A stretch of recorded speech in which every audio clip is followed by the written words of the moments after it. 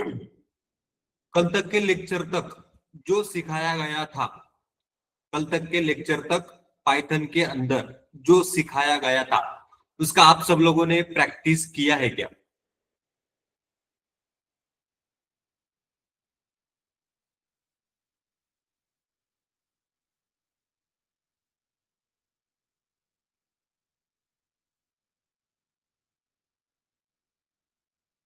Okay, इसका मतलब सभी लोगों ने प्रैक्टिस वहां पर किया है।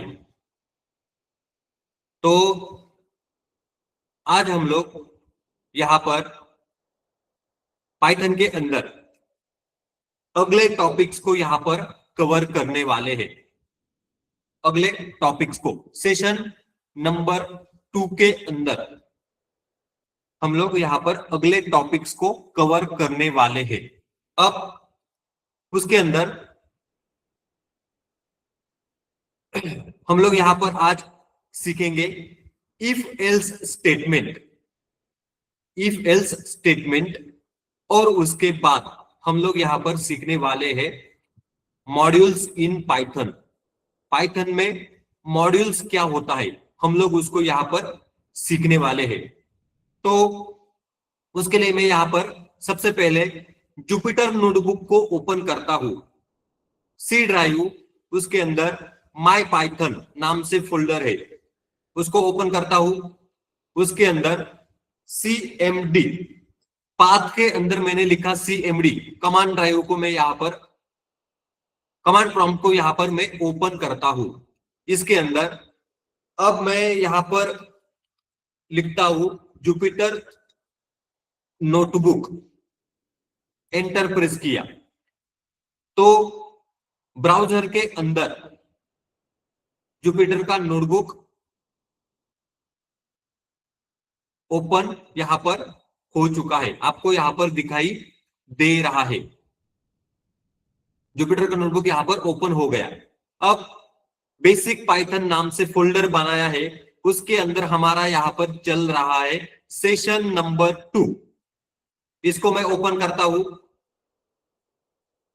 इसके अंदर हमने अभी तक सीखा था ऑपरेटर्स इन पाइथन। पाइथन के अंदर कौन से ऑपरेटर यहां पर होते हैं वो हमने यहां पर सीखा था कल के लेक्चर में। सबसे पहला था अरिथमेटिक ऑपरेटर्स, जिसके अंदर हम लोग मैथमेटिकल कैलकुलेशन को करने के लिए जिन ऑपरेटर का यूज किया जाता है उनको बोला जाता है अरिथमेटिक ऑपरेटर। इसके अंदर addition, subtraction, multiplication, division, modulus, floor division, exponentiation, इस तरीके के ऑपरेटर को हमने यहां पर देखा था। उसके बाद रिलेशनल ऑपरेटर, उनको कंपैरिजन ऑपरेटर भी बोला जाता है। इसके अंदर हमने सीखा था equal to, not equal to, greater than, less than, greater than equal to, less than equal to, ये ऑपरेटर हमने यहां पर सीखे थे। ये कंपैरिजन करने के लिए यूज किए जाते हैं। इसके बाद हमने सीखा था लॉजिकल ऑपरेटर। लॉजिक लगाने के लिए इनका यूज किया जाता है, इनको बोला जाता है लॉजिकल ऑपरेटर्स। ये कौन से होते हैं? एंड और नॉट, एंड और नॉट, इनको भी हमने कल सीखा था। उसके बाद हमने देखा था असाइनमेंट ऑपरेटर्स। इसके अंदर 5-6 ऑपरेटर हमने यहां पर कवर किए थे। Equal to, plus equal to, minus equal to, multiplication equal to, divide equal to, modulus equal to, floor division equal to, exponentiation equal to, इस तरीके के असाइनमेंट ऑपरेटर को हमने यहां पर देखा था। उसके बाद हमने देखा था मेंबरशिप ऑपरेटर। इसके अंदर हमने यहां पर 2 ऑपरेटर को कवर किया था। कौन से? इन, उसके बाद था नॉट इन। इस तरीके के मेंबरशिप को, ऑपरेटर को हमने यहां पर कवर किया था। आज हम लोग यहां पर नेक्स्ट टॉपिक को सीखने वाले हैं, जिसका नाम है, क्या नाम है, जिसका नाम है यहां पर if else statement. Topic number 2 session 2 का, इसका नाम है इफ एल्स स्टेटमेंट। क्या नाम है इसका? If else statement. इसको हम लोग यहां पर देखने वाले हैं। तो इफ एल्स स्टेटमेंट का मतलब क्या होता है?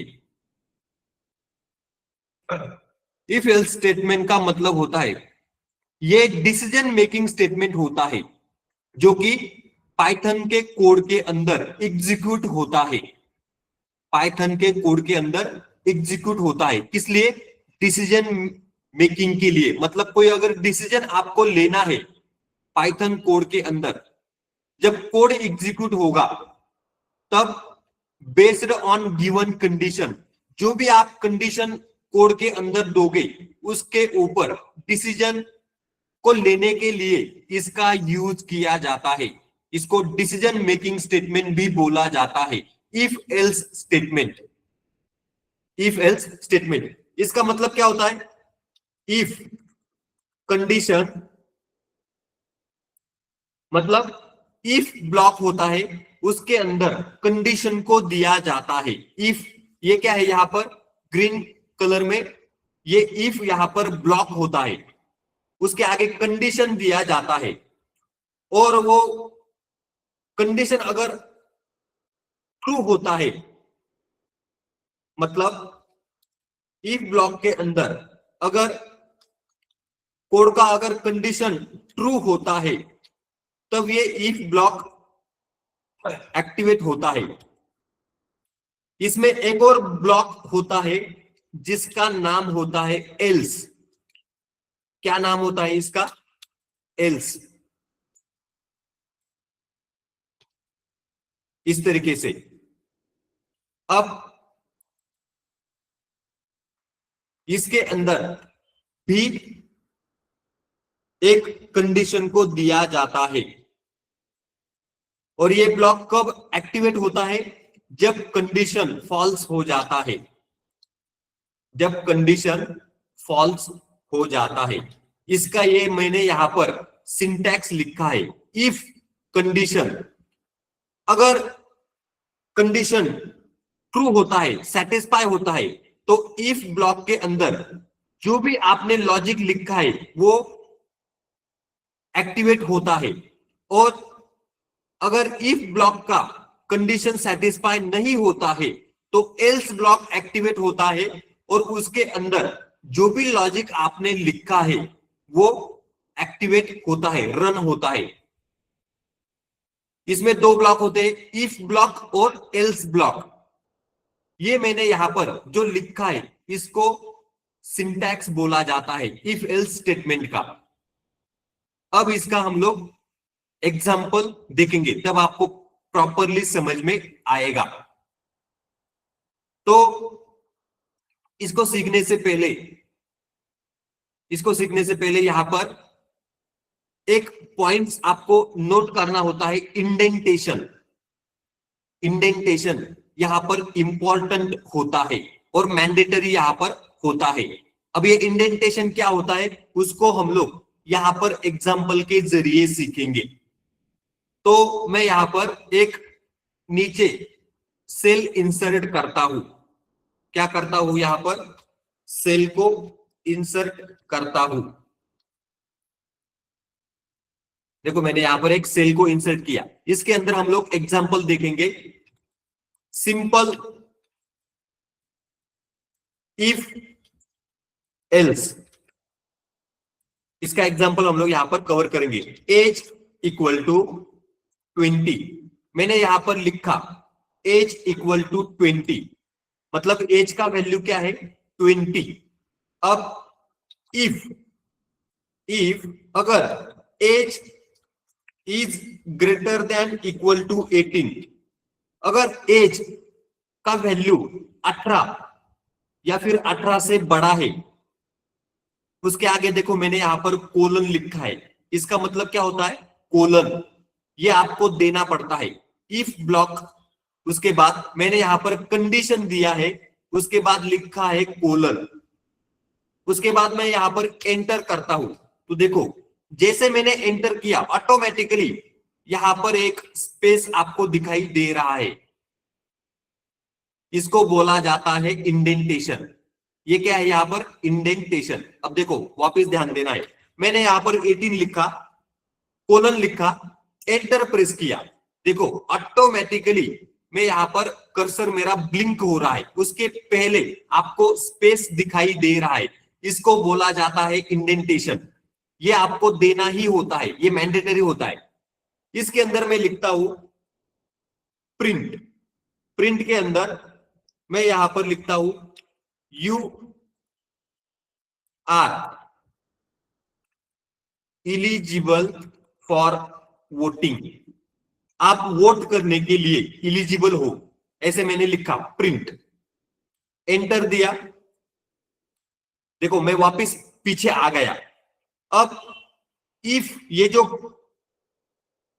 ब्लॉक मैंने यहां पर लिखा है उसके नीचे ही यहां पर आपको एल्स ब्लॉक को लिखना होता है, एल्स, ELSE, एल्स ब्लॉक को लिखा, उसके बाद कोलन को देना है, एंटर प्रेस करना है।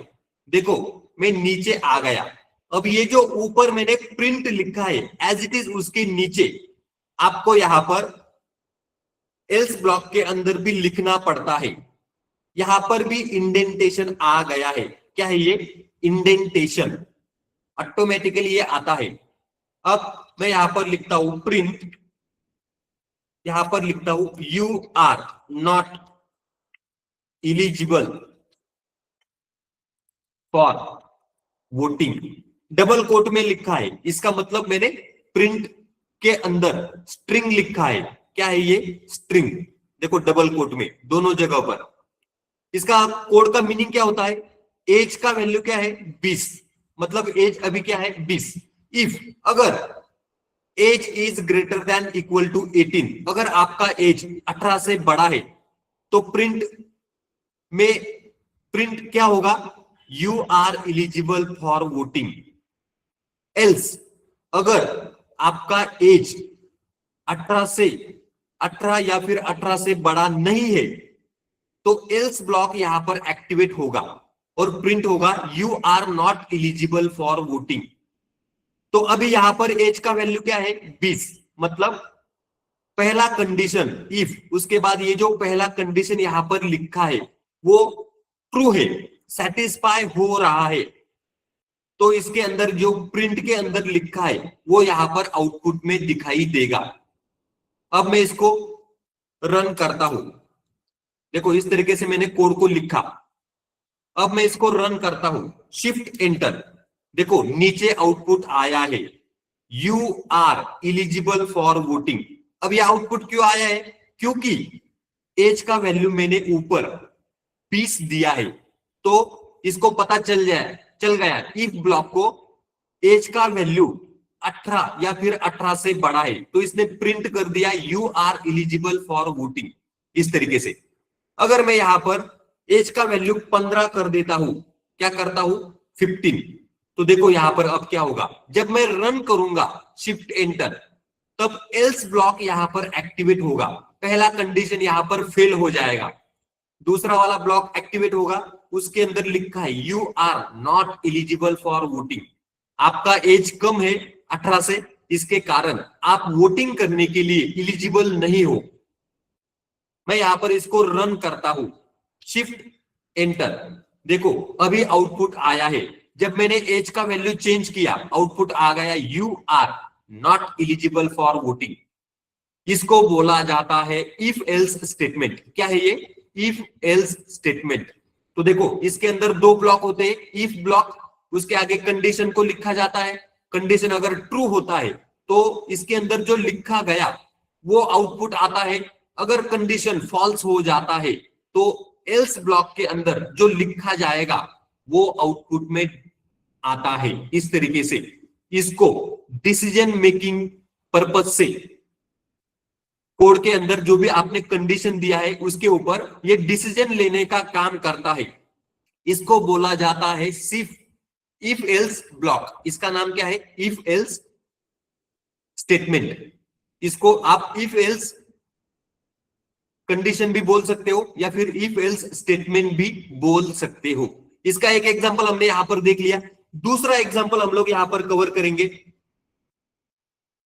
Number equal to integer type casting में यहां पर कर रहा हूं, INT इंटीजर। उसके अंदर मैं यहां पर लिखता हूं इनपुट। मैं यहां पर इनपुट देने वाला हूं। इनपुट क्या देने वाला हूं? डबल कोट में एंटर अ नंबर। इस तरीके से मैंने यहां पर लिखा एंटर अ नंबर, मतलब मैं इनपुट देने वाला हूं, उसके अंदर मैं नंबर को एंटर करने वाला हूं। वो कहां पर जाकर के बैठ जाएगा? नंबर वेरिएबल के अंदर उसका वैल्यू स्टोर हो जाएगा। इनपुट में जो मैं नंबर को दूंगा वो नंबर में जाकर के स्टोर हो जाएगा। आगे मैं यहां पर लिखता हूं इफ अगर number divide by 2 equal to 0। अगर नंबर को 2 से डिवाइड करने पर मॉड्यूलस अगर आपका 0 आता है, मॉड्यूलस अगर आपका 0 आता है तो देखो यहां पर मैंने कोलन लिखा तो क्या होगा? देखो यहां पर कोलन लिखने के बाद ऑटोमेटिकली यहां पर इंडेंटेशन आपको दिखाई दे रहा है। आपको इसको आगे पीछे या फिर इसके साथ कोई भी छेड़छाड़ नहीं करना है। अगर छेड़छाड़ किया तो कोड के अंदर एरर आता है। मैंने क्या किया? वापस ध्यान से देख लो। इक्वल टू 0 लिखने के बाद कोलन दिया, एंटर प्रेस किया, देखो ऑटोमेटिकली ये इंडेंटेशन यहां पर आता है। छेड़छाड़ नहीं करना है। प्रिंट के बाद यहां पर मैं लिखता हूं डबल कोट के अंदर द नंबर इज इवन। ऐसे मैंने यहां पर लिखा, मतलब अगर नंबर जो भी नंबर मैं इनपुट में दूंगा उसको 2 से डिवाइड करने पर मॉड्यूलस का वैल्यू अगर 0 आता है तो नंबर कौन सा होगा? आपका इवन नंबर। उसके बाद अगर ये इफ ब्लॉक यहां पर सेटिस्फाई नहीं होता है तो एल्स ब्लॉक यहां पर मैं लिखता हूं। कौन सा ब्लॉक? एल्स। मैं यहां पर एल्स ब्लॉक को लिखता हूं। एल्स ब्लॉक के अंदर यहां पर अगर मैं लिखता हूं प्रिंट, क्या लिखा मैंने यहां पर? प्रिंट डबल कोट में द नंबर इज, क्या लिखा मैंने यहां पर? The number is. आगे मैं लिखता हूं ऑड। इस तरीके से मैंने यहां पर लिखा। तो यहां पर कोड का लॉजिक मैंने लिख दिया। अगर नंबर को 2 से डिवाइड करने पर मॉड्यूलस 0 आता है तो आपका नंबर होगा इवन नंबर। अदरवाइज क्या होगा? आपका नंबर यहां पर ऑड नंबर होगा। अब इसको देख लेते हैं रन करके, एरर आता है या फिर आउटपुट आता है।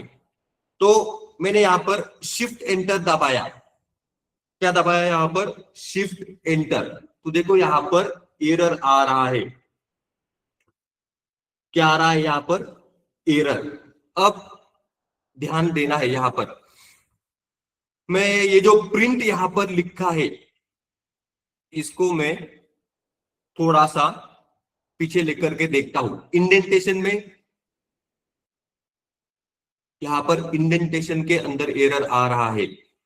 अब यहां पर ध्यान देना है, एक मिस्टेक मेरे से हो गया। यहां पर मैंने एक ब्रैकेट ओपन किया था, उसके बाद दूसरा ब्रैकेट यहां पर ओपन किया था। तो यहां पर भी क्लोज करते समय 2 ब्रैकेट को क्लोज करना होगा। तो मैं यहां पर दूसरे ब्रैकेट को क्लोज करता हूं। क्या किया मैंने? दूसरे ब्रैकेट को क्लोज किया। अब ये जो एल्स मैंने यहां पर लिखा है इसको मैंने पीछे लिया। क्या किया? पीछे लिया। और ये जो स्टेटमेंट है इसको मैं यहां से डिलीट करता हूं, वापस एक बार लिख करके देखते हैं।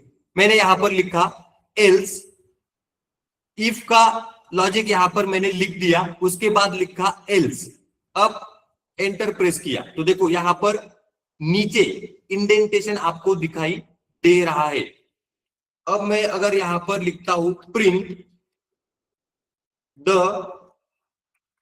नंबर इज ऑड, इस तरीके से मैंने यहां पर लिखा। अब देखते हैं इसको रन करके क्या करना है, इसको रन करके देखते हैं। मैंने यहां पर शिफ्ट एंटर दबाया, देखो यहां पर कोड रन हो चुका है, कोड रन हो चुका है। ये पूछ रहा है enter a number, enter a number. अब इसके अंदर अगर मैं लिखता हूं 18, क्या लिखा मैंने 18, एंटर प्रेस किया, देखो यहां पर आउटपुट आ रहा है द नंबर इज इवन। क्या आउटपुट आ रहा है, द नंबर इज इवन। हमें पता है जिस नंबर को कंप्लीटली दो, ये जो नंबर होता है उससे अगर डिवाइड किया जाए और मॉड्यूलस अगर 0 आता है तो वो नंबर क्या होता है, इवन नंबर। अदरवाइज नंबर क्या होता है, ऑड। तो इस एग्जांपल को हमने यहां पर देख लिया है। मैंने यहां पर लिखा इफ नंबर को 2 से डिवाइड करने पर अगर मॉड्यूलस इक्वल टू 0, मॉड्यूलस मतलब रिमाइंडर अगर आपका 0 बचता है तो वो नंबर आपका इवन नंबर होगा। तो इसने अभी मैंने नंबर कौन सा दिया 18 इनपुट में, तो इसको समझ में आ गया ये नंबर को 2 से डिवाइड करने पर मॉड्यूलस मतलब रिमाइंडर 0 बच रहा है, तो ये इवन नंबर है। क्या है, इवन नंबर। अब इस कोड को मैं वापस रन करूंगा, शिफ्ट एंटर। अब मैं यहां पर लिखता हूं 19, क्या लिखा मैंने यहां पर 19, एंटर प्रेस किया, देखो आउटपुट आया है द नंबर इज ऑड। ये बोल रहा है आपने जो नंबर एंटर किया है वो नंबर यहां पर ऑड नंबर है, क्योंकि इसको 2 से डिवाइड करने पर 19 को 2 से डिवाइड करने पर रिमाइंडर 0 नहीं आता है, रिमाइंडर क्या आता है वहां पर 1।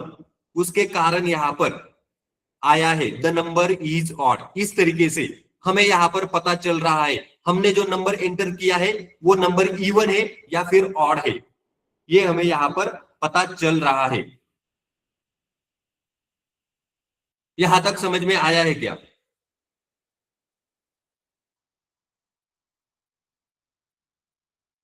यहां तक समझ में आया है क्या? ओके, तो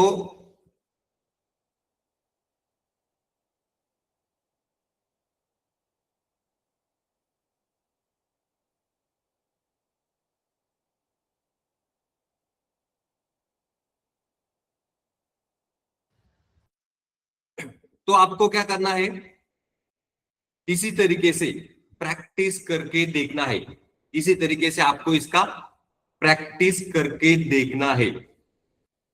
अब हम लोग इसका अगला एग्जांपल देखेंगे। अगला एग्जांपल क्या है इसका,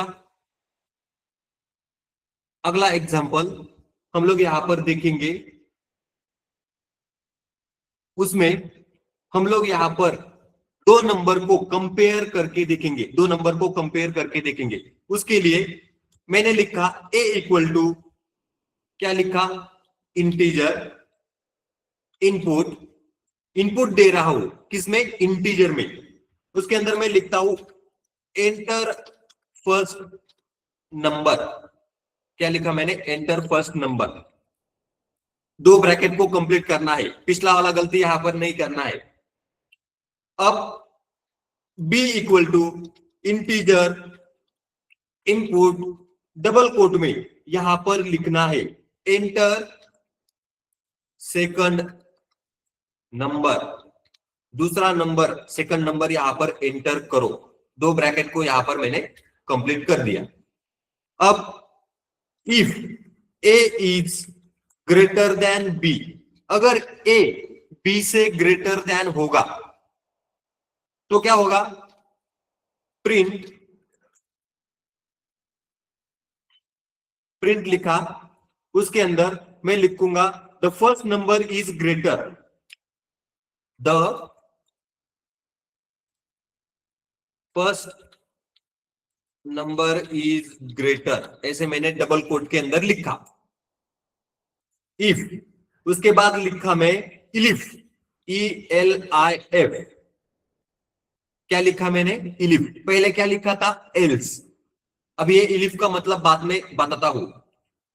इलिफ ए इज लेस देन बी, अगर ए बी से छोटा है तो उस केस में क्या होगा?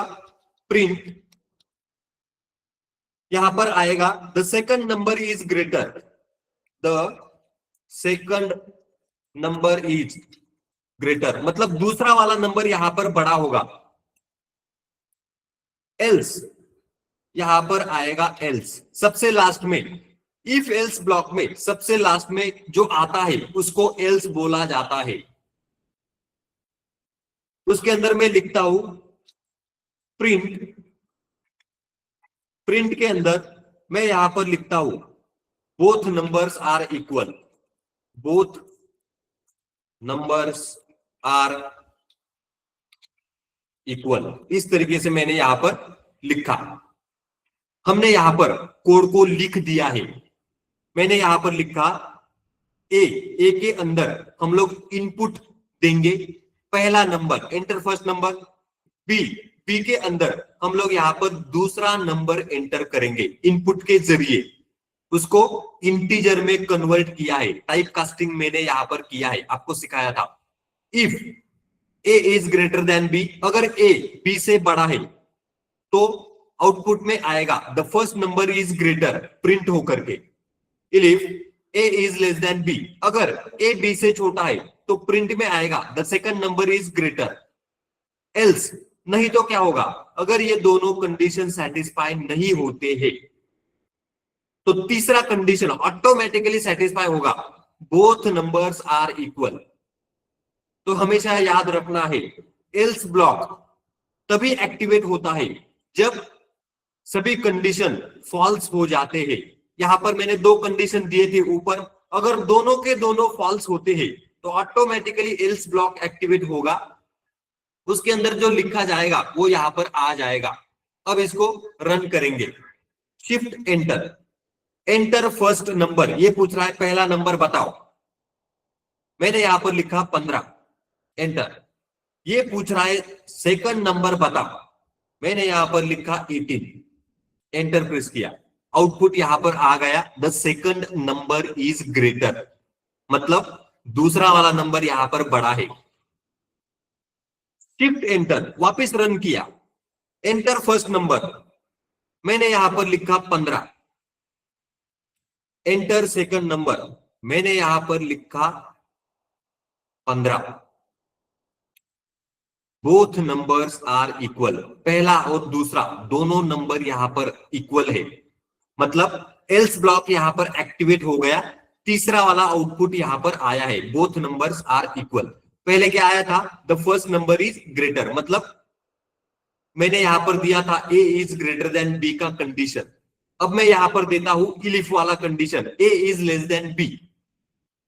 शिफ्ट एंटर, ए का वैल्यू मैंने यहां पर दे दिया 18, ए का वैल्यू मैं यहां पर देता हूं 18, एंटर। बी का वैल्यू मैं यहां पर देता हूं 15, मतलब मैंने पहला नंबर बढ़ा दिया, दूसरा नंबर छोटा दिया। तो देखो ये पहला वाला कंडीशन यहां पर आएगा। एंटर प्रेस किया, the first number is greater, पहला वाला नंबर बड़ा है, ये बोल रहा है। इस तरीके से यहां पर आउटपुट आता है। इसको बोला जाता है इफ एल्स लूप। क्या है ये? If else loop. अब ये जो इलिफ होता है इसके जैसे मल्टीपल इलिफ आप यहां पर दे सकते हो। यहां पर मैंने एक ही इलिफ दिया है। अगर आपको दो से ज्यादा कंडीशन कोडिंग में अगर देने हैं तो आप इलिफ का यूज यहां पर कर सकते हो। मतलब यहां पर मैंने कितने कंडीशन दिए? 3। इसके कारण मैंने पहला लिखा इफ, लास्ट वाला लिखा एल्स, लेकिन बीच में मैंने इलिफ को लिखा है। अगर मुझे यहाँ पर 3 से ज्यादा जैसे कि 5 कंडीशन अगर मुझे देने हैं, तो उस केस में मैं यहाँ पर 2-3 बार इलिफ का यूज कर सकता हूं। उस केस में मैं यहाँ पर 2-3 बार इलिफ का यूज कर सकता हूं। अब हम लोग अगला एग्जांपल यहाँ पर देखेंगे। अगला एग्जांपल होगा ग्रेड चेकिंग प्रोग्राम। हम लोग यहाँ पर ग्रेड को चेक करने का प्रोग्राम देखेंगे। तो इसके अंदर मैं यहाँ पर लिखता हूं मार्क्स इक्वल टू इंटीजर, उसके अंदर इनपुट, उसके अंदर मैं यहां पर लिखता हूं enter your marks, enter your marks. आपको आपके मार्क्स एंटर करने हैं। उसके बाद मैं यहां पर लिखता हूं if marks is greater than equal to 90। अगर आपके मार्क्स 90 से ज्यादा है या फिर 90 है, एंटर, इंडेंटेशन यहां पर आ गया। इसके अंदर मैं प्रिंट करूंगा ग्रेड ए। कौन सा ग्रेड मिलेगा? ए। बच्चा टैलेंटेड है यहां पर, इसके लिए ग्रेड ए मिलेगा। दूसरा elif, elif marks is greater than equal to 75। अगर उसके मार्क 75 या 75 से ज्यादा है तो क्या प्रिंट होगा? प्रिंट होगा ग्रेड बी, इलिफ। नहीं तो मार्क्स, अगर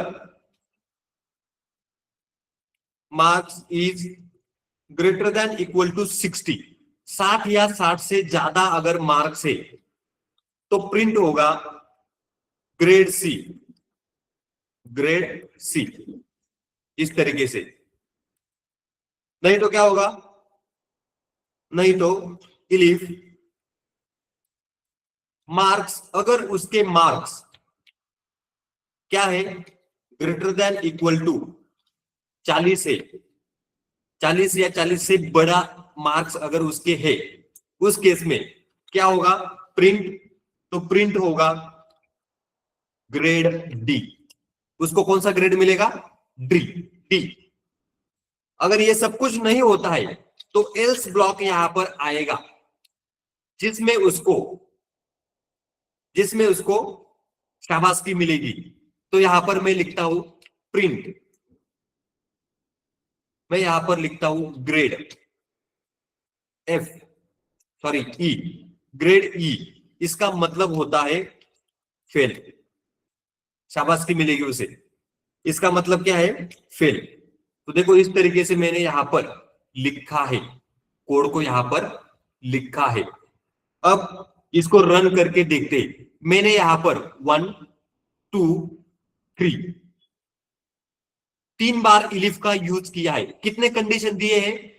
1 2 3 4 5, 5 कंडीशन को मैंने यहां पर दिया है। पहला इफ यूज किया, लास्ट वाला एल्स यूज किया, बीच में इलिफ का यूज किया है। तो इसको क्या बोला जाता है? If, elif, else. ये जो एग्जांपल मैंने यहां पर लिया है, इसको बोला जाता है, क्या बोला जाता है? If, elif, else statement. क्या है ये? If, elif, else statement. अब इसको रन करके देखेंगे। तो इसके लिए मैं यहां पर शिफ्ट एंटर दबाता हूं, एंटर यूर मार्क्स। मैं यहां पर लिखता हूं, क्या लिखता हूं? 65, एंटर, ग्रेड सी। कौन सा ग्रेड मिला? सी। कैसे? देखो इलिफ, यहां पर ये वाला कंडीशन एक्टिवेट हुआ है। मार्क्स मैंने कितने एंटर किए थे? 65, मतलब 60 से ज्यादा मार्क्स है। 60 से अगर ज्यादा मार्क्स है तो कौन सा ग्रेड मिलेगा? सी।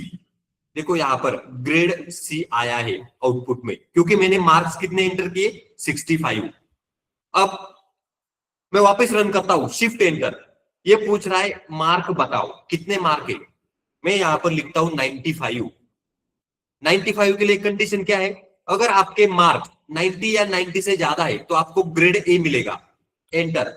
देखो ग्रेड ए मिल गया, ग्रेड ए मिल गया, मतलब पहला कंडीशन यहां पर एक्टिवेट हुआ है इफ ब्लॉक।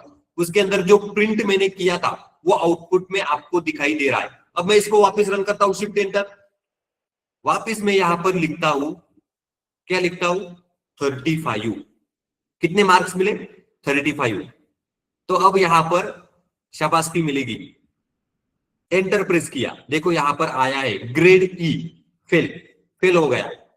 35 मार्क्स मिलने के कारण फेल हो गया। इस तरीके से हमने यहां पर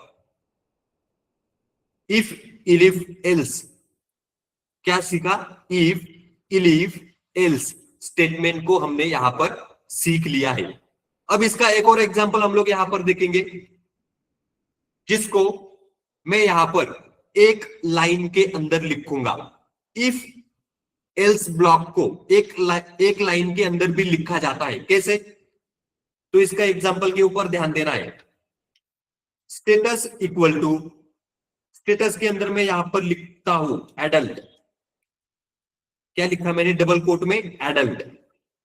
इफ अगर एज, अगर age greater than equal to 18, अगर आपका एज 18 या फिर 18 से ज्यादा है तो आप युवा हो, युवा। एल्स नहीं तो क्या हो, बच्चा, मतलब माइनर। अगर आपका एज 18 से बड़ा है तो आपका स्टेटस क्या होगा, एडल्ट, मतलब आप युवा हो या फिर आप छोटे बच्चे हो। माइनर मतलब छोटे बच्चे हो। तो मैंने यहां पर इफ, उसके आगे कंडीशन लगाया, उसके आगे एल्स लिखा, उसके आगे एल्स का कंडीशन यहां पर दिया है। एक लाइन के अंदर मैंने यहां पर इफ एल्स कोड को लिखा है, एक लाइन के अंदर। इसको अभी रन करके देखेंगे। तो इसके लिए मैं ऊपर यहां पर एज इक्वल टू लिखता हूं 20। एज का वैल्यू मैंने यहां पर लिखा है 20। तो ये आंसर क्या आएगा, यहां पर आंसर आना चाहिए एडल्ट। तो देखते हैं आता है क्या नहीं। शिफ्ट एंटर, क्या लिखा मैंने, शिफ्ट एंटर। तो देखो नीचे आपको यहां पर स्टेटस को भी प्रिंट करना होगा। आंसर देखने के लिए स्टेटस, ये जो वेरिएबल है इसको यहां पर प्रिंट करना होगा। मैं वापस इसको रन करता हूं, शिफ्ट एंटर। देखो यहां पर आंसर आया है एडल्ट। एडल्ट क्यों आया है, तो देखो अगर आपका एज 18 या 18 से ज्यादा है तो आपका स्टेटस है एडल्ट, अदरवाइज आपका स्टेटस होगा माइनर। मैंने यहां पर 20 दिया था, उसके कारण यहां पर आंसर आया है एडल्ट। अगर मैं यहां पर 16 लिखता हूं और इसको रन करता हूं, शिफ्ट एंटर, देखो यहां पर आंसर आया है माइनर, मतलब आप छोटे बच्चे हो। इस तरीके से यहां पर आंसर आया है। अब ये हो गया इफ एल्स लूप। यहां तक समझ में आया क्या, यहां तक समझ में आया क्या, ओके। इसी तरीके से आपको प्रैक्टिस करके देखना है, इसी तरीके से आपको प्रैक्टिस करके देखना है। इसी को बोला जाता है पाइथन प्रोग्रामिंग, इसी को बोला जाता है पाइथन प्रोग्रामिंग, ओके। अब हम लोग यहां पर इसके अंदर अगले टॉपिक्स को सीखने वाले हैं, जिसका नाम होता है मॉड्यूल्स इन पाइथन। क्या नाम है, मॉड्यूल्स इन पाइथन। इस तरीके से मैंने यहां पर लिखा। तीसरा टॉपिक हमारा यहां पर स्टार्ट हो रहा है। अब हम लोग यहां पर मॉड्यूल्स को सीखने वाले हैं। अब ये मॉड्यूल होता क्या है, मॉड्यूल होता क्या है, किस चिड़िया का नाम मॉड्यूल है, किस चिड़िया का नाम मॉड्यूल्स होता है पाइथन के अंदर। तो देखो मॉड्यूल का मतलब होता है ऑलरेडी जिन लोगों ने पाइथन बनाया होगा उन्होंने पाइथन के अंदर फाइल बना करके रखे हैं, उनके अंदर उन्होंने कोड लिख करके रखा है, उसके अंदर कोड लिख करके रखा है। मतलब जिन लोगों ने पाइथन बनाया होगा उन्होंने रेडीमेड पाइथन में फाइल बना करके रखे हैं, उनके अंदर पाइथन के कोड लिख करके रखे हैं।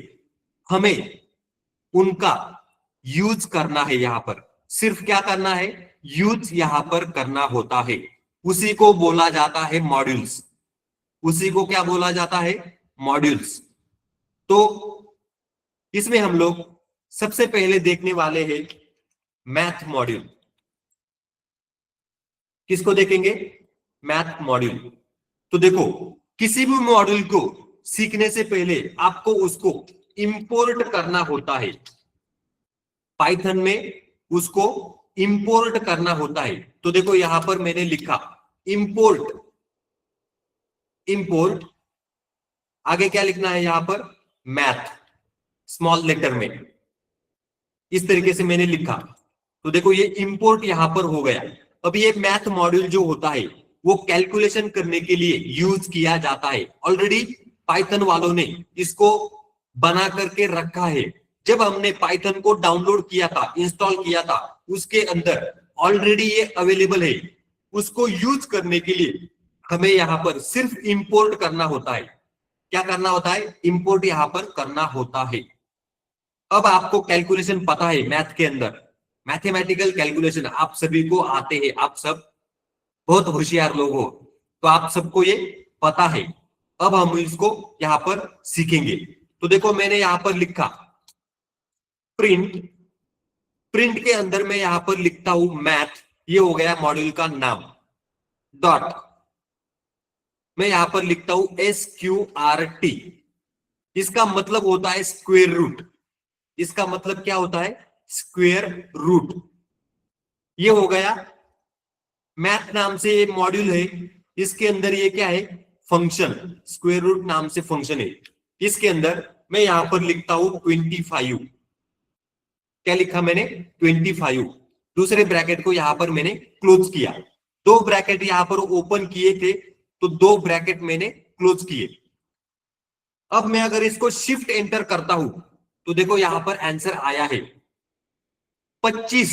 ये जो नंबर है इसका स्क्वायर रूट क्या होता है, 5। तो देखो यहां पर फ्लोट में आंसर आया है 5.0। फ्लोट में आंसर यहां पर आया है 5.0। हमें पता है 25 का स्क्वायर रूट, SQRT का मतलब होता है स्क्वायर रूट, क्या होता है 5। तो देखो आंसर यहां पर आया है। अब मैं यहां पर लिखता हूं प्रिंट मैथ डॉट POW, इसका मतलब होता है पावर, इसका मतलब होता है पावर 2,3। POW का मतलब होता है पावर, घात। ब्रैकेट को क्लोज किया 2,3, दूसरे ब्रैकेट को क्लोज किया, शिफ्ट एंटर। देखो यहां पर आंसर आया है 8.0। मतलब दो, ये जो नंबर है इसका तीसरा पावर, तीसरा पावर मतलब तीसरा घात, 2 का क्यूब क्या होता है 8, हमें पता है 8। तो देखो यहां पर 8 आया है, इस तरीके से। अगला यहां पर सीखेंगे जिसके अंदर मैं यहां पर लिखता हूं, क्या लिखता हूं, प्रिंट मैथ डॉट पाई, ऐसे मैंने यहां पर लिखा। ब्रैकेट को क्लोज किया, ब्रैकेट को क्लोज किया, शिफ्ट एंटर। अगर आपको मैथमेटिक्स आता है तो आपको पता है पाई, पाई का मतलब होता है 3.14। पाई का मतलब होता है 3.14। हमने यहां पर मैथ मॉड्यूल का यूज किया, उसके अंदर पाई नाम से जो फंक्शन यहां पर है उसका वैल्यू पाइथन वालों ने ऑटोमेटिकली सेट करके रखा है इतना बड़ा। तो उसका मतलब क्या है, 3.14 यहां पर आपको दिखाई दे रहा है। एक्चुअल में नंबर बहुत बड़ा है ये, एक्चुअल में नंबर ये बहुत बड़ा है, लेकिन जब हम लोग मैथमेटिकल कैलकुलेशन करते हैं तो पाई का वैल्यू क्या लेते हैं, 3.14 इतना ही लेते हैं। तो वही आंसर यहाँ पर आया है इस तरीके से। अगला अगला हम लोग यहाँ पर सीखेंगे प्रिंट मैथ डॉट, मैं यहां पर लिखता हूं फैक्टोरियल। क्या लिखता हूं, फैक्टोरियल। उसके अंदर मैं यहां पर लिखता हूं 5। मैंने क्या लिखा, मैथ नाम से मॉड्यूल, उसके अंदर फैक्टोरियल नाम से फंक्शन है, उसके अंदर मैंने लिखा 5। इसका मतलब क्या होता है, 5 का फैक्टोरियल हमें यहां पर निकालना है, 5 का फैक्टोरियल। तो 5 का फैक्टोरियल क्या होता है, एक्सेल को ओपन करता हूं, एक्सेल के अंदर यहां पर लिखना है फैक्टोरियल। अगर किसी को पता नहीं है तो ध्यान देना है। मैंने यहां पर लिखा 5, उसके बाद लिखा रिवर्स ऑर्डर में आना है, 5 4, उसके बाद 3, उसके बाद 2, उसके बाद 1, रिवर्स ऑर्डर में। मैंने 5 का फैक्टोरियल अगर मुझे निकालना है तो मैंने यहां पर रिवर्स ऑर्डर में इस तरीके से नंबर को एक्सेल के अंदर लिख दिया है। अब मैं यहां पर equal to 5 multiply by 4 multiply by 3 multiply by 2 multiply by 1, ऐसे मैंने यहां पर लिखा, एंटर प्रेस किया, आंसर यहां पर आया है 120। तो 5 ये जो नंबर है इसका फैक्टोरियल क्या है, 120। अब देखते हैं यही आंसर यहां पर आता है क्या। शिफ्ट एंटर, देखो यहां पर आंसर आया है 120। 5 को 4 से मल्टीप्लाई करना, 4 को 3 से, 3 को 2 से, 2 को 1 से, उसके बाद 0 आता है, 0 को मल्टीप्लाई नहीं किया जाता है, अदरवाइज आंसर आएगा 0। आंसर क्या आएगा, 0। तो 0 नहीं लेना होता है। रिवर्स ऑर्डर में आना उसको बोला जाता है फैक्टोरियल, उसको क्या बोला जाता है, फैक्टोरियल। देखो यहां पर आंसर आया है 120, वही आंसर ऑटोमेटिकली यहां पर आया है। हमने यहां पर मैथ मॉड्यूल को सीख लिया है। अगला मॉड्यूल हम लोग यहां पर सीखने वाले हैं जिसका नाम है, जिसका नाम क्या है, तो देखो यहां पर उसका नाम होता है रैंडम मॉड्यूल। क्या है, रैंडम मॉड्यूल। इसको हम लोग यहां पर सीखेंगे, ध्यान देना है। इसका नाम मैंने यहां पर लिखा रैंडम मॉड्यूल। अब इसको भी इंपोर्ट करना पड़ता है, सबसे पहले क्या करना पड़ता है, इंपोर्ट। मैं यहां पर लिखता हूं इंपोर्ट रैंडम, स्मॉल लेटर में लिखना है रैंडम, शिफ्ट एंटर, हो गया रन, इंपोर्ट हो चुका है ये। अब इसका यूज किस लिए किया जाता है, रैंडम नंबर को जनरेट करने के लिए इसका यूज किया जाता है। रैंडम नंबर को जनरेट करने के लिए इसका यूज किया जाता है। मैं यहां पर लिखता हूं प्रिंट, प्रिंट, सबसे पहले मैं यहां पर लिखता हूं रैंडम फ्लोट। इसका एग्जांपल हम लोग देखने वाले हैं। प्रिंट, इसके अंदर मैं लिखता हूं random dot random, random dot random. देखो ये जो रैंडम है ये फंक्शन है, और ये रैंडम क्या है, मॉड्यूल है। देखो जो मॉड्यूल मैंने यहां पर इंपोर्ट किया है उसका नाम यहां पर ब्लैक कलर में आ रहा है, और ये दूसरे वाले कलर में ये जो होता है ये फंक्शन है। क्या है ये, फंक्शन। मॉड्यूल के अंदर फंक्शन ऑटोमेटिकली पाइथन वालों ने बना करके रखा है, हमको क्या करना है, सिर्फ उसको यूज करना होता है। तो मैंने यहां पर ब्रैकेट को कंप्लीट किया, दूसरे ब्रैकेट को कंप्लीट किया, शिफ्ट एंटर, तो देखो ऑटोमेटिकली एक फ्लोट नंबर यहां पर जनरेट हुआ है। देखो ऑटोमेटिकली यहां पर एक नंबर आया है, रैंडमली आता है, कुछ भी आ सकता है वो नंबर, क्योंकि इसका नाम क्या है, रैंडम। रैंडम का मतलब कुछ भी आ सकता है वो नंबर। अब अगर मैं यहां पर नंबर क्या है 0.48, अगर मैं इसको वापस रन करता हूं, देखो यहां पर कुछ भी नंबर आता है 0.16, रैंडमली कोई भी फ्लोट नंबर यहां पर आ रहा है, इसी को बोला जाता है रैंडम मॉड्यूल। क्या है ये, रैंडम मॉड्यूल। इसका अगला एग्जांपल क्या है, print random dot rand int इसके अंदर मैं लिखता हूं 1,100। इसका मतलब क्या होता है? रैंडम मॉड्यूल में मुझे एक रैंडमली इंटीजर नंबर को जनरेट करना है। वो नंबर 1 से लेके 100 तक के बीच में होना चाहिए। स्टार्टिंग होगा 1 से, जाएगा कहां तक? 100 नंबर तक। मतलब इंटीजर नंबर को यहां पर जनरेट करना है रैंडमली किसी भी, लेकिन वो स्टार्टिंग होगा 1 से, जाएगा कहां तक? 100 तक। शिफ्ट एंटर, देखो यहां पर 88 आया है। Shift enter 97, shift enter 32, shift enter 72। कुछ भी नंबर आएगा 1 से लेके 100 तक इंटीजर नंबर आएगा। कौन सा? इंटीजर। इसको बोला जाता है रैंड इंट। रैंड इंट मतलब रैंडम इंटीजर नंबर। मैं यहां पर लिखता हूं प्रिंट, क्या लिखता हूं यहां पर? नंबर्स इक्वल टू, लिस्ट में लिखता हूं 1, 2, 3, 4, 5। ब्रैकेट के अंदर कौन सा ब्रैकेट यूज किया?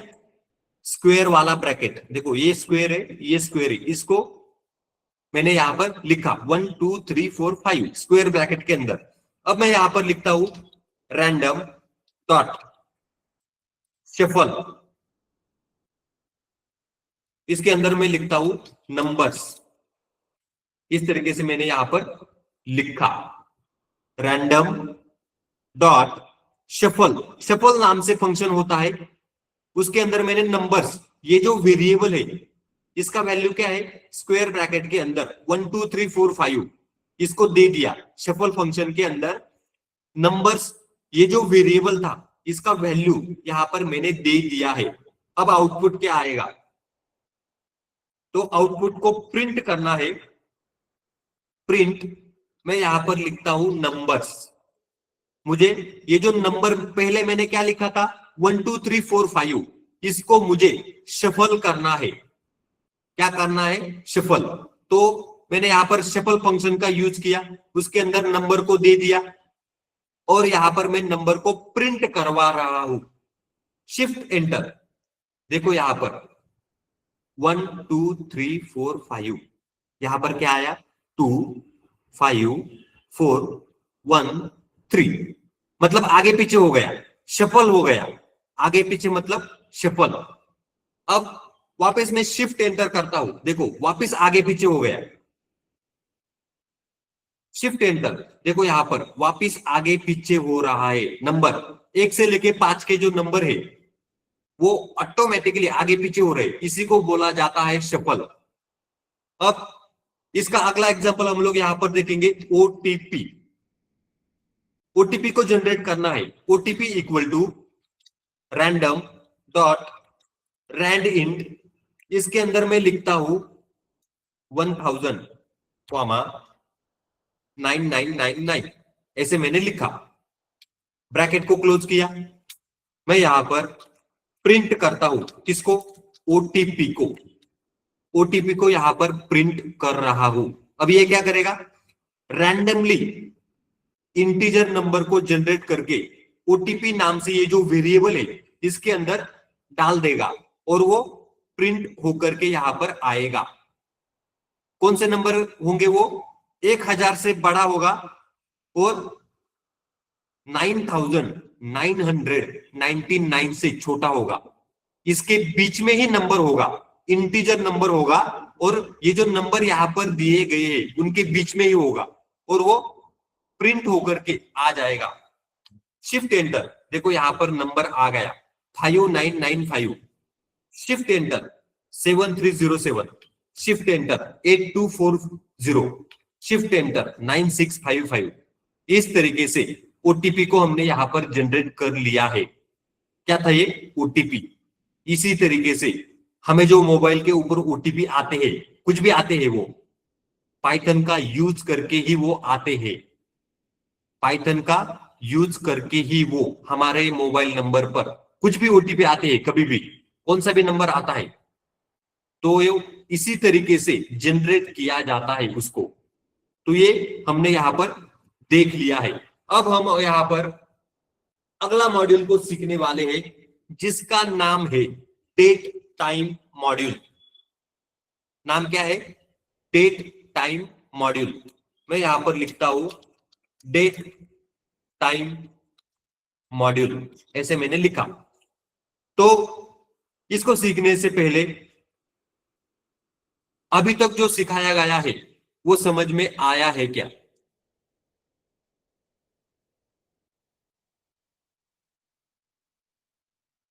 अभी तक जो सिखाया गया है वो समझ में आया है क्या?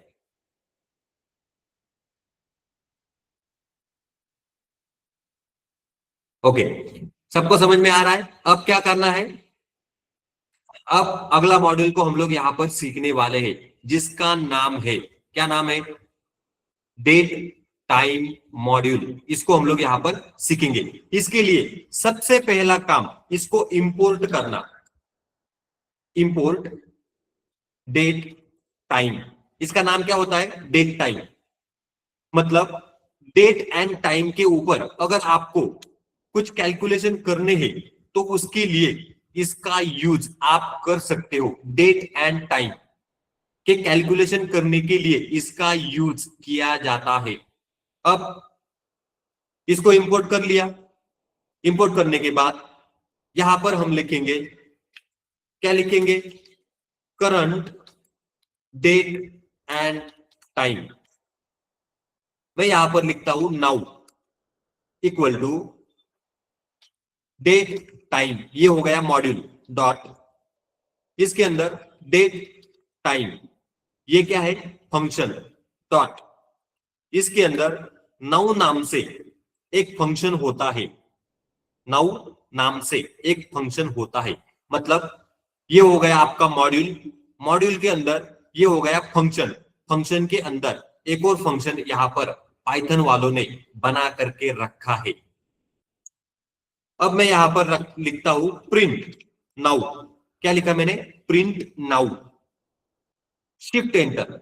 देखो, अगर मेरा टाइम आपको दिखाई दे रहा है लैपटॉप का 10 फरवरी 2026, 20:02 यहां पर हो रहे हैं। मतलब 8:02। देखो, 10 फरवरी 2026 डेट आ गया। उसके आगे 20:02, 42 सेकंड, 53 माइक्रो सेकंड यहां पर आ रहा है। इसी को बोला जाता है डेट टाइम मॉड्यूल। क्या है ये? Date time module. यहां पर डेट भी आ गया, टाइम भी आ गया, अभी का जो अभी करंट में चल रहा है वो। अब इसका अगला एग्जांपल हम लोग यहां पर देखेंगे जिसका नाम है करंट डेट ओनली। मुझे सिर्फ आज का डेट देखना है। टुडे इक्वल टू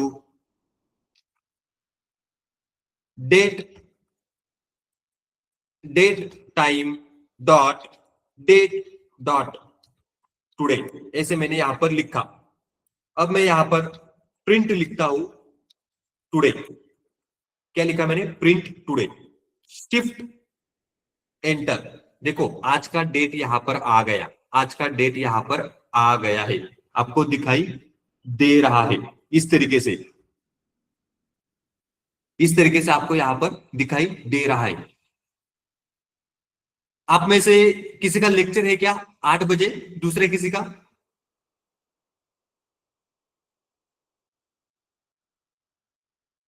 आप में से किसी का लेक्चर है क्या 8 बजे?